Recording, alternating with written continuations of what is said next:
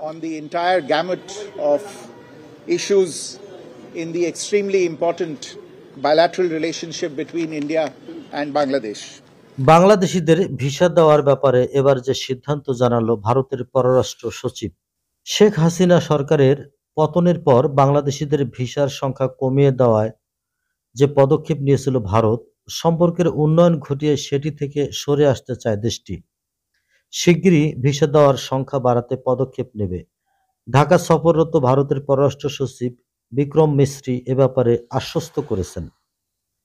প্রধান উপদেষ্টা অধ্যাপক মোহাম্মদ ইউনূসের সঙ্গে সোমবার রাতে ভারতের পররাষ্ট্র সচিব বিক্রম মিস্রির বৈঠক শেষে রাষ্ট্রীয় অতিথি ভবন যমুনার সামনে সাংবাদিকদের সঙ্গে আলাপকালে এ বিষয়ে জানান পরিবেশ, বন ও জলবায়ু পরিবর্তন বিষয়ক উপদেষ্টা সৈয়দা রিজওয়ানা হাসান।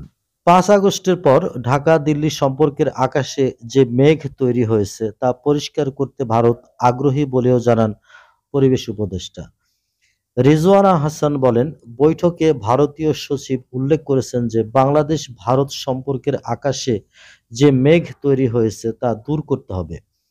বাংলাদেশের বিরুদ্ধে ভারতীয় গণমাধ্যমের একাংশের অপপ্রচারের বিষয়ে তিনি বলেন, ভারতের পররাষ্ট্র সচিব দাবি করেছেন ভারত সরকার এই অপপ্রচারের জন্য দায়ী নয় এবং অপপ্রচার চালাচ্ছে না। ভারতীয় পক্ষ দাবি করেছে যে তাদের সরকার প্রচারের মালিক নয়। পরিবেশ উপদেষ্টা বাংলাদেশিদের ভারতীয় ভিসা দেওয়ার প্রসঙ্গ উল্লেখ করে বলেন, বিক্রম মিস্রি আশ্বস্ত করেছেন যে বাংলাদেশি নাগরিকদের জন্য ভারতীয় ভিসার সংখ্যা বাড়ানোর পদক্ষেপ নেওয়া হবে। রিজওয়ানা হাসান বলেন, ভারত বাংলাদেশের সঙ্গে দ্বিপাক্ষিক সম্পর্ক জোরদার করতে আগ্রহ প্রকাশ করেছে এবং পারস্পরিক স্বার্থ সংশ্লিষ্ট বিষয়ে কাজ করতে ইচ্ছুক। তিনি বলেন, ক্ষমতাচ্যুত প্রধানমন্ত্রী শেখ হাসিনা বাংলাদেশকে অস্থিতিশীল করতে ভারত থেকে যে বক্তব্য দিচ্ছেন সে বিষয়ে ঢাকা ভারতীয় প্রতিনিধিদের কাছে স্পষ্টভাবে উদ্বেগ প্রকাশ করেছে।